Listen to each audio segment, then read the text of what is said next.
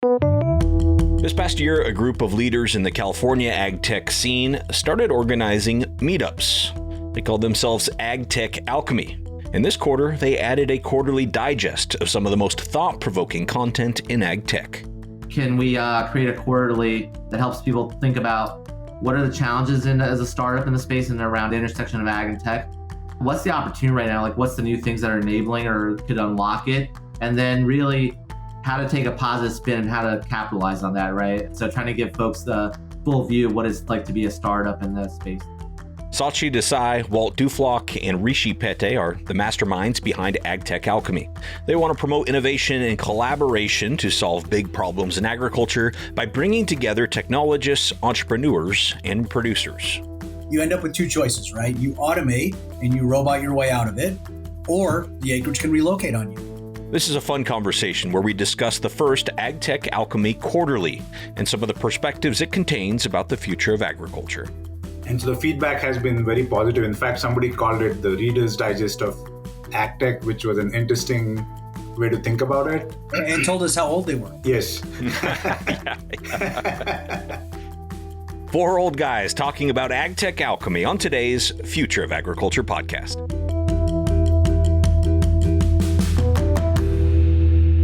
Hello, fellow Ag Nerd. Thank you so much for joining me for another episode of the Future of Agriculture. My name is Tim Hamrich, and every week you and I get to hear from the founders, farmers, innovators, investors, in today's case, creators, who are shaping the future of the ag industry.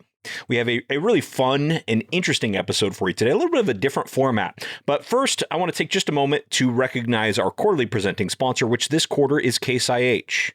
As all of you probably know, I'm fascinated by the way technology and innovation are shaping the future of agriculture. That's why I do this podcast, and that's also why I'm excited to partner with Case IH this quarter. Case IH designs, engineers, and produces cutting-edge farm equipment based on a comprehensive understanding of farmers' needs, wants, and challenges, integrating these insights into their development and manufacturing. For example, take the model year 25 Magnum tractor. This new Magnum is purposefully designed to answer farmers' needs in every design and engineering choice. Improved horsepower for pulling heavier loads faster, bundled, integrated, and ready-to-go precision tech for greater accuracy in the field, and a transmission farmers can tweak for improved control and performance in different tasks. That kind of design thinking is exactly where the future of ag is headed, and that's why you'll be hearing me talk to folks at Case IH at different points throughout this quarter about what they do and how they're working to push ag forward. Thanks again to Case IH for their leadership in ag innovation and for supporting the Future of Agriculture podcast. All right, now to today's episode with the founding members of Agtech Alchemy. This format is a little bit different from our normal show. It's a lot less formal, a lot more just a free flow of discussion, and you're going to hear some jokes and laughter along the way. But it really is just four of us that all care deeply about ag tech, and most importantly, its ability to improve the agriculture industry into the future.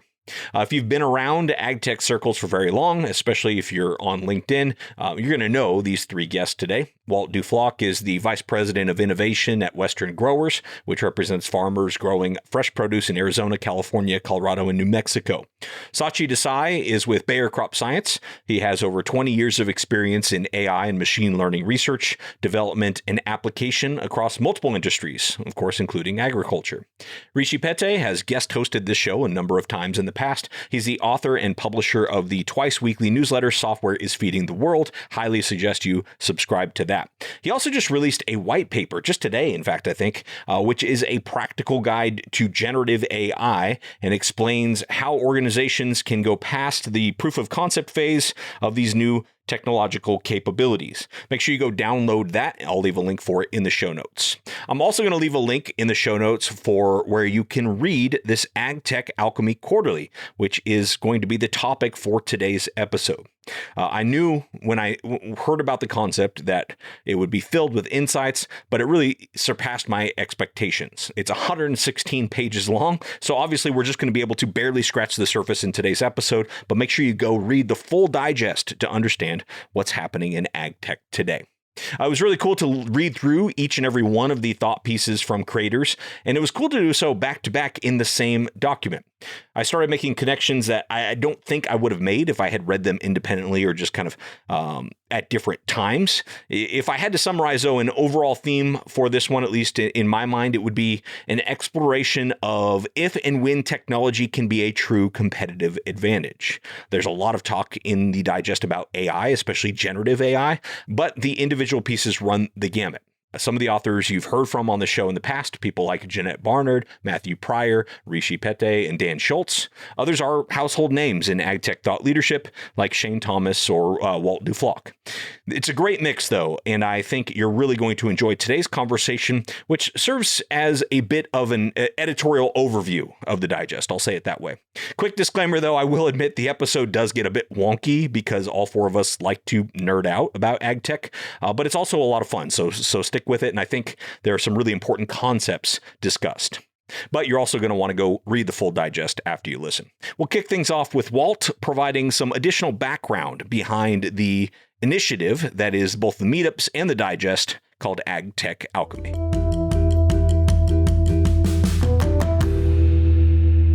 Basically, think of alchemy as that creative process, right? Where we get stuff to come together, stir it, and then hopefully create some great outcome from the activities. So really, the three of us just got together and said, you know what? Events are great. We're always talking about the events we go to, and we all go to a bunch of them. How do we make them just for the startups, just for the investors? Really, the startups, in our world, the startups are king, right? I mean, 90% of them plus are going to fail. They're all having a hard time fundraising. They've all had to make some tough calls on staff. You know, the last couple of years have been brutal while capital has been shrinking. And so the thought was, how can we give these guys a safe space, right? To just come and talk ag tech and be with ag tech brethren and do good things. So the two main workflows that we've nailed down are, number one, let's get together in person and break some bread and have a beer. That's turning out to be really popular. Last week's event was 60 people, guys, in Los Altos. And so that's our 7th or 8th one. And we'll be doing them in NorCal ongoing and then branching out to Washington State and doing something in Seattle up in the spring. And we've got a bunch of other locations. I mean, Sachi's been all over the world. All his friends want to party with him. So we've got plenty of locations queued up, which is great. And then the second one is, and this is all Sachi's creation, I'll let him cover it, but the Agtech Alchemy Quarterly that obviously you were part of, we'll be talking about, that was really the brainchild of Sachi saying, I really want more work to do over the holidays. And darn it, he did a pretty good job. So talk about the quarterly, Sach. Yeah, I just want to just validate what you said there, Walt. And when I went to World Agritech in March, is the first time I had met Sachi in person, and he became my instant social coordinator while I was there. He was, I just gravitated towards him, hang out with him, and he knew literally everybody. So I appreciate that. The friend you didn't know you needed, huh? Oh, I absolutely needed him. I would have gone back to my hotel room. I think I would have just been like, all right. I appreciate the comments, but I'm going to take the cold water Rishi sometimes, make sure I dip my toes in at a minimum. I'm pretty sure they think I have money somehow for work, projects and stuff. They're like, oh, you're at a corporate ag company. You guys probably have money, right? I think I should just tell the rumors right here. I do not have money. So I just started there.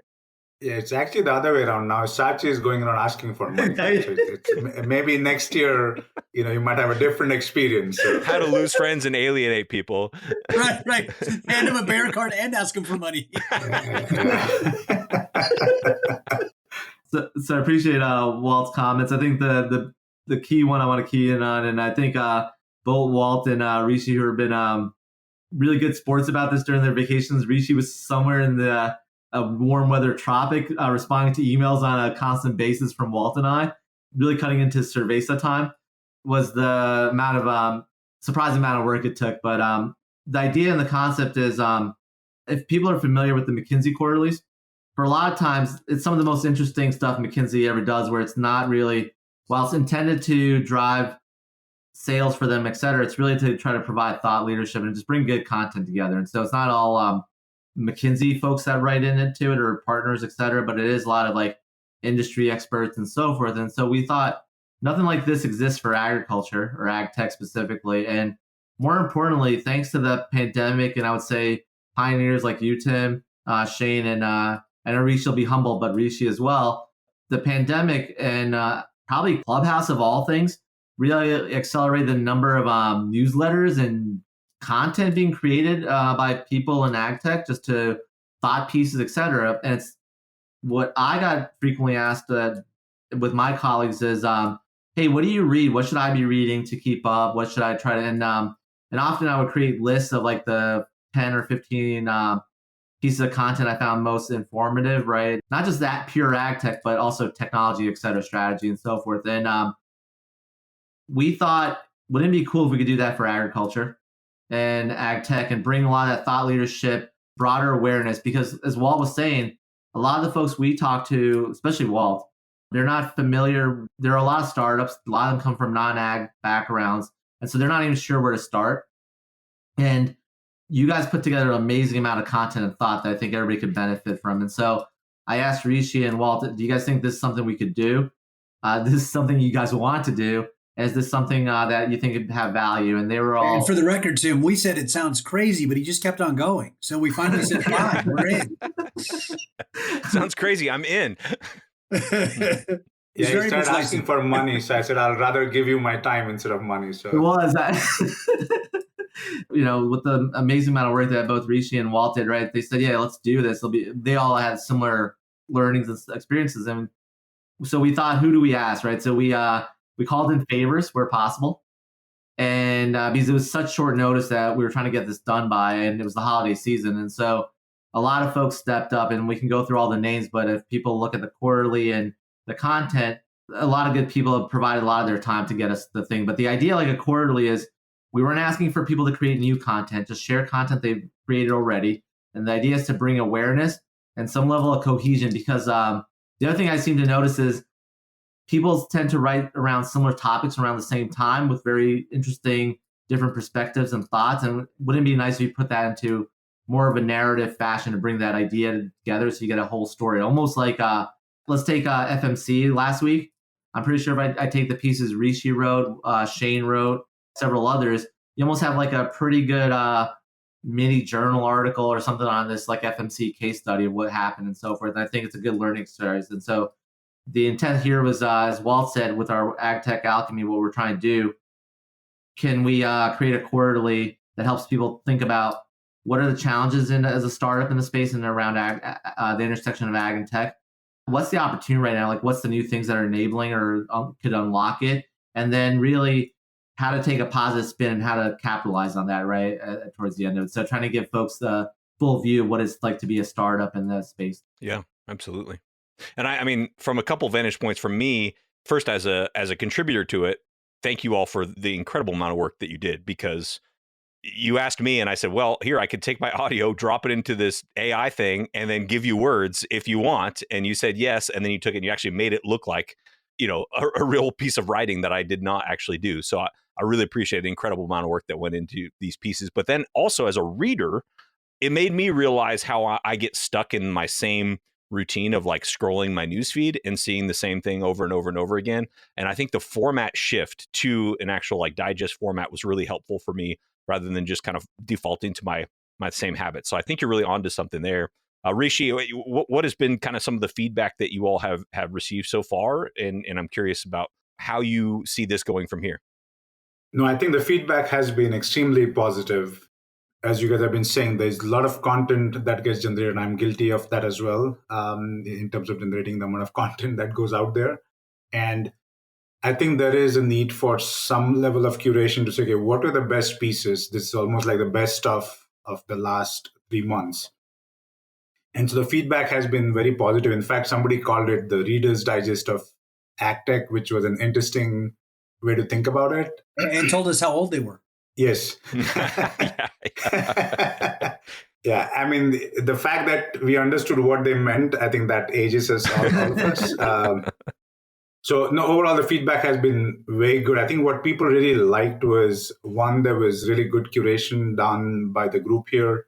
And second, I think people like sort of the flow of, start with some challenges, then what are the opportunities, and then how do you actually take advantage of those opportunities, and what do you look for?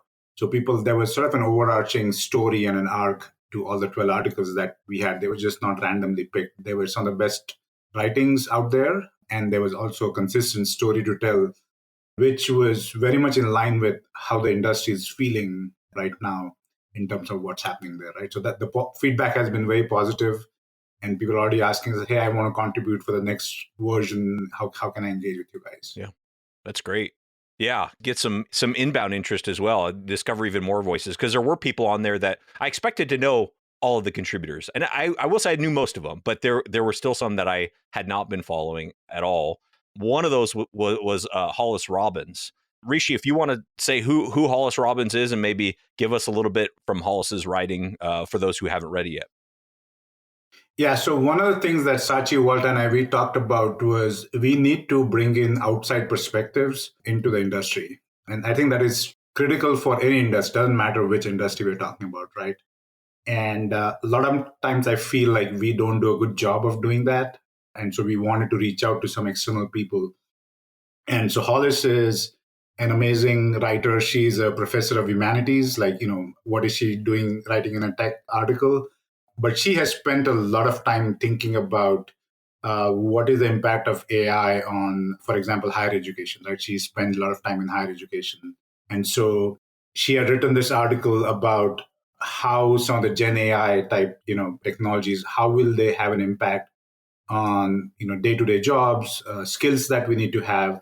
And all of us felt that was very relevant to ag because what some of these tools can do is they can automate or make simple some of the day-to-day sort of mundane work, but there is still something left over, something which is much more complicated for a human to engage with. And we felt there was a really good fit between what she was talking about, even though she was not talking about ag. And in fact, I had a follow-up one-on-one with her last week. I spent almost 30 minutes talking with her about these issues. And, she's thinking about how do we tell the story around some of these technologies and their impact on different aspects of life, including things like ag. So that's why we decided to include her. In fact, for the next versions, we are thinking we should get more representation from outside the industry. So we'll see how that goes, but that's one of our goals, to bring in more outside voices.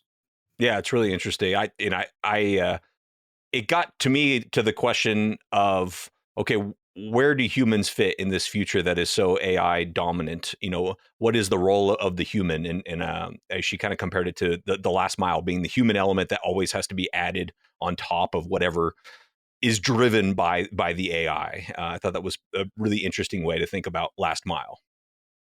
Yes, no. So I thought the really good compliment to Hollis's piece was from Software's Feeding the World, one of Rishi's articles, where he talks about Bayer's Eli and Syngenta's Cropwise both being used as internal tools to help their sales teams and their customer support teams be more efficient. So it's not like the AI is facing the end user. It's enabling the guy in the middle, that human in the middle, to be smarter and faster with better answers. And I think that's how a lot of new tech starts, right? With the human layer in the middle to smooth over the bumps before we get a perfect product. And I think those two examples are great when you get a chance. We haven't read that newsletter. That one was fantastic. And the thing that I think it helps with is just building on Walt is she basically starts to take the fear out of AI. There's a group of people that feel they're going to be displaced by AI.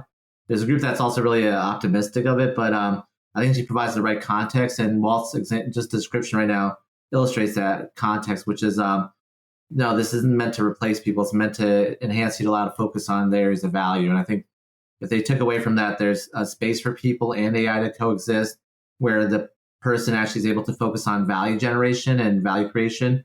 This is a powerful opportunity, and it sort of also illustrates really well what's the potential opportunities for people to develop and start up in the space today.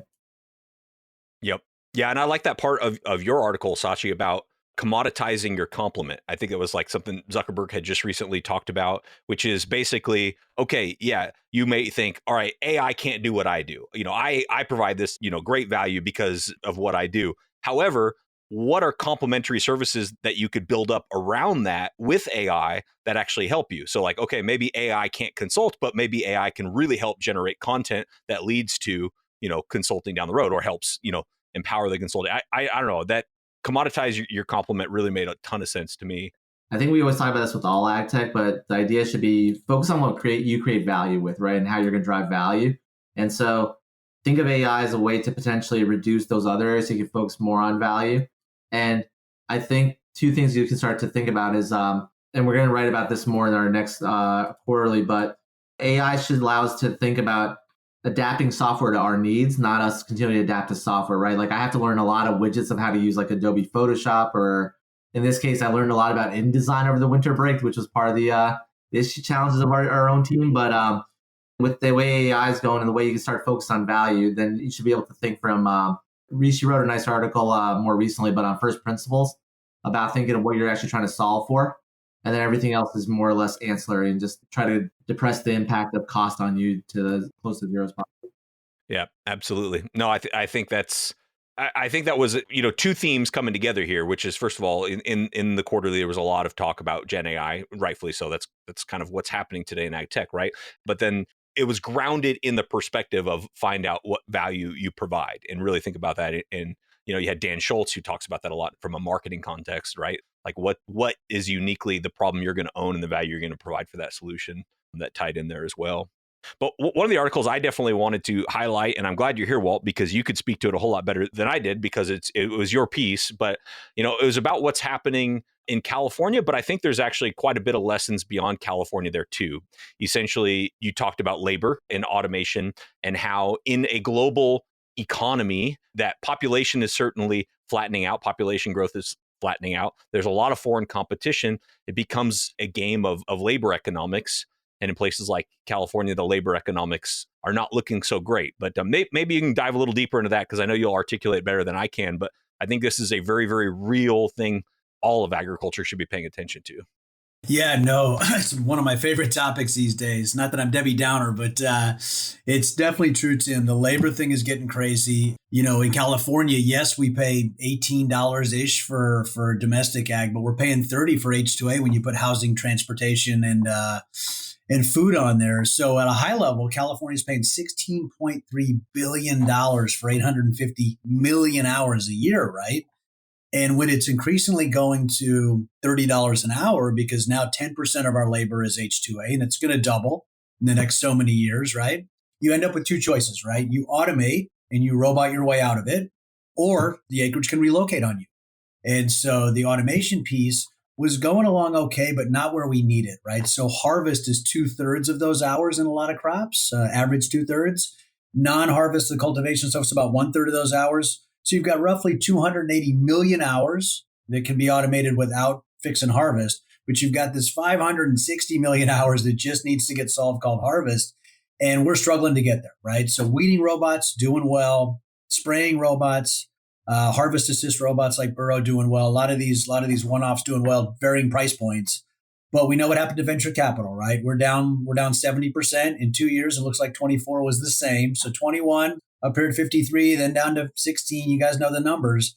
So we're not going to have the capital we need to get this stuff where it needs to go. So all my friends in Sacramento who like to say they're trying to work on helping ag, and I would question that, frequently end up saying, well, what happens if we don't solve this labor thing? You guys are just going to, lose margin? No, we're not going to just lose margin. Some of our bigger guys will go elsewhere, not just Arizona, but Mexico and South America, which is happening. On a trip a year ago, I was in South America, I was in Peru, and you could see it. The operations down there, the buildings down there, the production down there, heck, the guys that are down there. A lot of guys from Purdue and Cal Poly and Fresno State were at, the Mission Produce operation that we saw and the Vanguard table grape operation that we saw, doing very California-looking things thousands of miles away. And so you wake up and you realize, well, geez, if Peru's at $4 an hour, right? And California's at 30, it doesn't take too long to do that math across a couple thousand guys and realize, that doesn't look so attractive. So then you think out 40,000 foot view and you say, well, geez, if population and fertility rates suggest that we're going to be under replacement rate, forget 10 billion, may not even get to 9 billion. We already are price takers in most of the key categories, right, for ag. So, why do we need to produce 50% more ag? We actually don't. So then it becomes a trade game, right? And if you look at Peru, they're the one group that's killing it. So Latin America, everywhere below Mexico, US, kind of 100 to 175% growth over the last 20 years in ag exports. California in the 140 range, but Peru, 2,180% go to the front of the class, right? And so you think about what should California be doing? What should a lot of states be doing to try and stem the tide of these acreage exodus that we see in so many of the West Coast states? And I was up in Yakima 2 weeks ago. I was down in Phoenix a couple months ago. I'm going to do that same presentation I do in California a lot for Arizona and Washington with their numbers and get some of the exodus numbers. But California, we're on pace to lose 9 million acres. and 51% of our farmers, right? So 31% of our acreage, 51% of our farmers over 55 years. And if you think about Peru and South America, the investments they're making in ports and water infrastructure, they're doing some really good decision making down there. They've earned that 80% export growth that they've had. And so in my mind, if California were going to ask me what should we focus on, and sometimes they do, hey, trade policy would be a good place to start, right? If we don't have some place to put all this overproduction already of food in a population that's not growing as fast as we thought, we better get trade policy right, because if we lose the acreage from here, we don't get it back. And to merge a couple of topics here, I read Walt's article, and then I read Rishi's article in the Quarterly, which talked about how AI is actually making it cheaper to have, at least a minimum viable product, but also cheaper in other operations of a startup. So if it's cheaper to start a startup, should we still be concerned that the startup funding has fallen off a cliff as it has? I think that's a tongue-in-cheek question, but can this help, though, Rishi, that it has become so much cheaper to get a startup started? And I would love for you to tell the anecdote that you told in your Quarterly article. Yeah, I mean, I think the drop that Walt has been talking about has been significant. So I don't think that's good, even if the price of or the cost of starting a startup has gone down significantly. Sort of historically, right, when cloud came along, a lot more startups got funded, and so you basically get more shots on goal in solving a problem, right? Instead of funding 50 startups, now you can fund 100 different ideas. And even at the same failure rate, you'll have more ideas hopefully come on the other side, right, to solve some of these larger problems. And maybe it's a little bit of a lower risk for a VC as well. Different kind of VCs can engage because now you need a smaller check size. So I think overall it's good. The drop in funding definitely is not good. What I would have liked is maybe have the same amount of funding. Maybe there are twice the number of startups. And the one example that I talked about in the article, this is somebody that we know very well. They have one salesperson and maybe two engineers. And I talked with them like 5 months ago about their idea, and then 3 months or 5 months later, they showed me a complete demo, working prototype of what they were doing. I was blown away. Like, hey, how did you manage to do this in just 4 or 5 months? And once I started talking to the only engineer on their team, he told me that if they had tried to do this, 3 years ago or 2 years ago, that they would have needed a team of 3 to 4 engineers and it would have taken a year, right? So now if you look at the time compression and the resource compression, you're getting almost like a 8 to 10x improvement on the cost side from a technology standpoint. Having said that, you still have to do all the hard work of like, hey, what problem are we solving? Who are we solving it for? What is the business model? What is the distribution strategy to get our product into people's hands? And those costs hopefully they'll go down with some of the newer technology that is coming along, but those have not seen the type of impact that the building of the product has seen. And so you still need investment to scale up and distribute and do all the things that you need, irrespective of what technology you use. But at a macro level, I hope, just like we saw during the cloud years, we'll see more startups get funded in the future, and that way we can take more shots at goal to solve some of these really difficult challenges that Walt and Sachi have talked about. And this is one of the value to having the digest, right? Like, I wouldn't have thought about your piece in the context of Walt's piece or vice versa if I hadn't kind of read them back to back. So I think this is one of the unexpected perks to me that I really started to see the vision of what you guys are doing.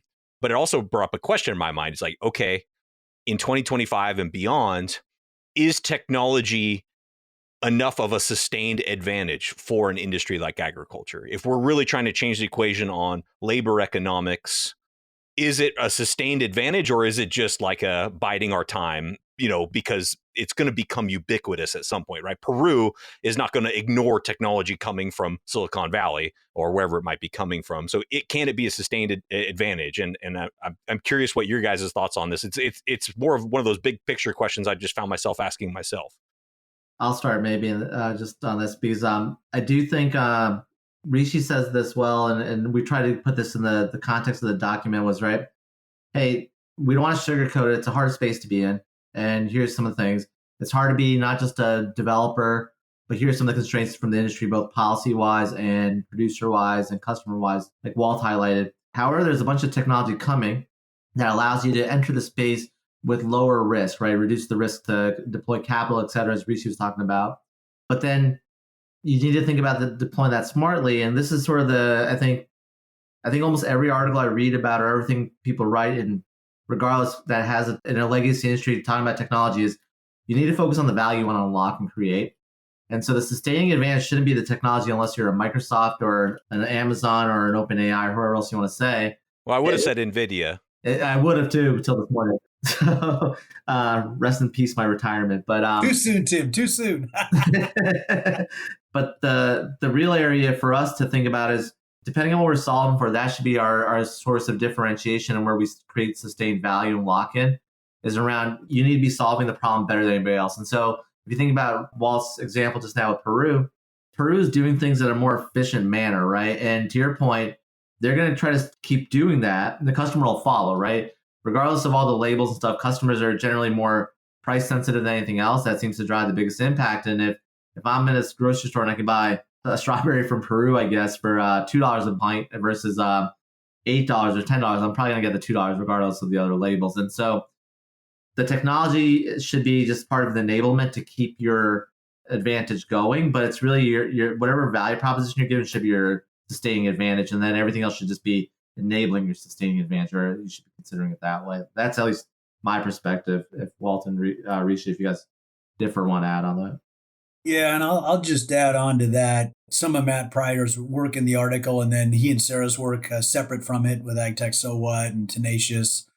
I've had a back and forth with them, playful banter about whose fault is it that Silicon Valley and Salinas Valley don't get along. And I continue to believe that it's still Salinas Valley's fault, especially with capital constraints like we have now, right? And it's up to Agtech to earn the investment checks that it can get from Silicon Valley, because Silicon Valley is pretty darn good at producing unicorns, right? Rightly or wrongly, we know how to make billion-dollar companies up here like nobody else on the planet. And so I think the trick for technology at the startup level is we've either got to redefine markets to get bigger, or we've got to, like you said, cut the development cycle to make the cycle times faster. And Rishi's example is a good one, right? If you can do in 6 to 12 months with one or two guys what used to take 3 to 4 years and maybe $1.5 million, right? And some more capital. If you can do that capital efficiently, I actually think you might see a lot of, not only unicorns, I'd say pretty ponies or sub pretty ponies, right? The kind of 50 to 100 million exits. I think if we can find some folks who want to put those companies together, I think there will be a lot of sub 10, maybe sub 5 person shops out there who can do some great analytics work and get something to the finish line in that 50 million range without raising a lot of capital that folks may want to take a go-to-market approach around. So I think this quicker development cycle puts Agtech in an interesting spot, not at all on the hardware side, right? But on the software and analytics side, I think there's a little bifurcation. The hardware is going to take just as long as it ever has, especially Harvest, but the software side probably accelerates. That may be where a lot of the capital ends up flowing the next few years. I'll make one comment on the hardware, though. While it might take just as long, it might be much better quicker, because I think there's going to be things coming down the pipe that'll make it more applicable right away as opposed to longer iteration cycles. Yeah. And Tim, one more to jump into this mix. It's funny when you we read Matt's article, and he's talked about this before. We all, I'm guessing, listen to Acquired podcasts, maybe not as many as I do, but we all listen. I mean, the amount of pivots you hear on these companies that turn out to be just world beaters, 5-year overnight success stories, right?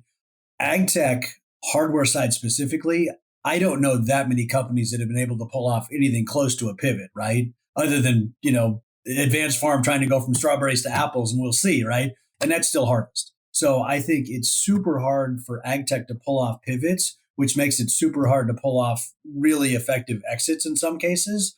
Whereas, again, back to the software analytics side, I think there you can pivot with all the development tools that are out there and the quicker and efficiencies over there. So I'm not saying I'm bullish on software, but I'm definitely, of the two, I'd be bullish on Agtech software over hardware in the next little while, just because I think a lot of the groundwork for the hardware side is already coming into play, right? We're at 200 plus million run rate in the West Coast, if you want specialty, heading toward $500 million. I think we'll get there. That's going to create even more, truckloads of data that we can do things with. So I think I talked to a lot of university kids. I said, man, what would I be doing? And I'm going to Cal Poly tomorrow to talk to Ag 452. What would I be doing? I'd be looking at analytics. I'd be looking at software. I'd be looking at things I can do where I can MVP it in less than 6 months and get an up or a down quick with less capital.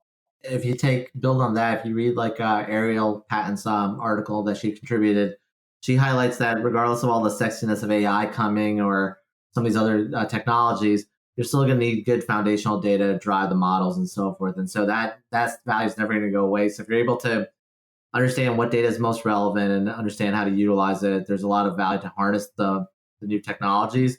And then if you also look at my favorite article, because it was the most punchy and shortest probably, is Shane Thomas as always delivers hard.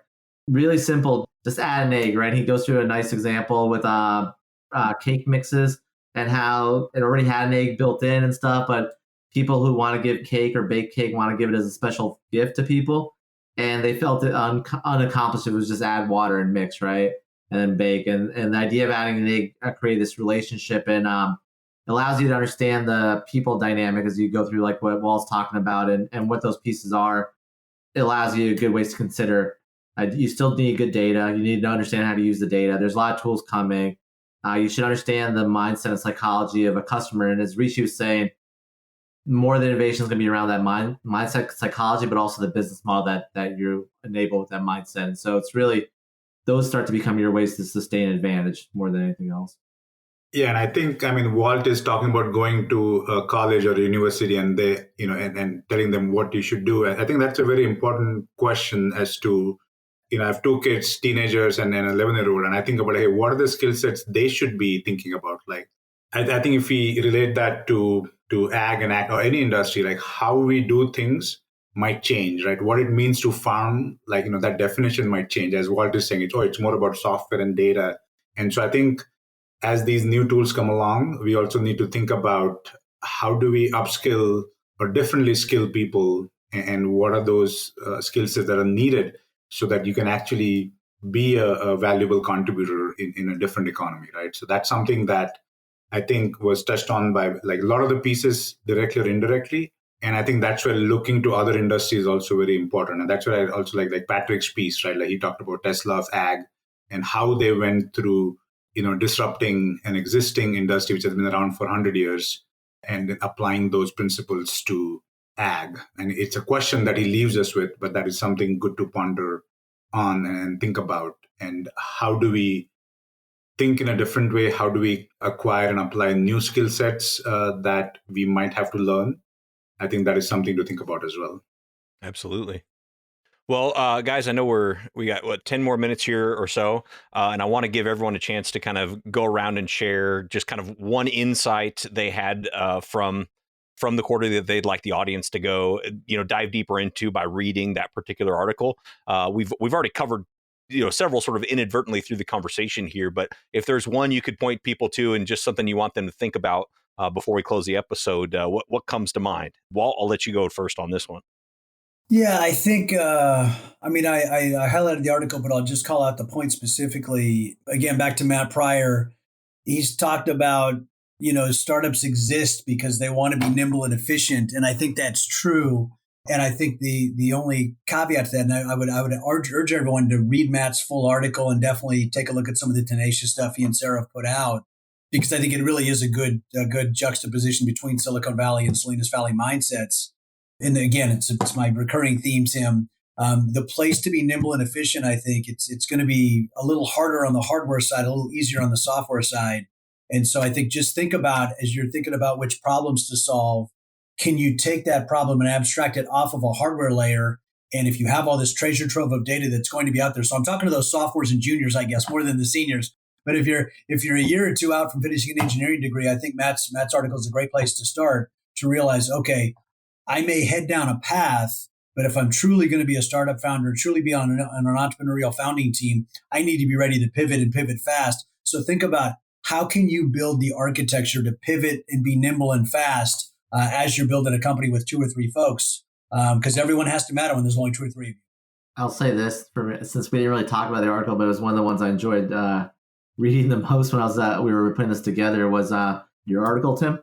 It leaves the reader with a lot of optimism. And it starts from the beginning, right? You go through a lot of ideas around, concepts that we sometimes groan at, right? With the buzzwords and sometimes too much pie in the sky. It's like, why are we thinking about 15 years from now when we haven't really delivered something today or tomorrow, right? Or need to.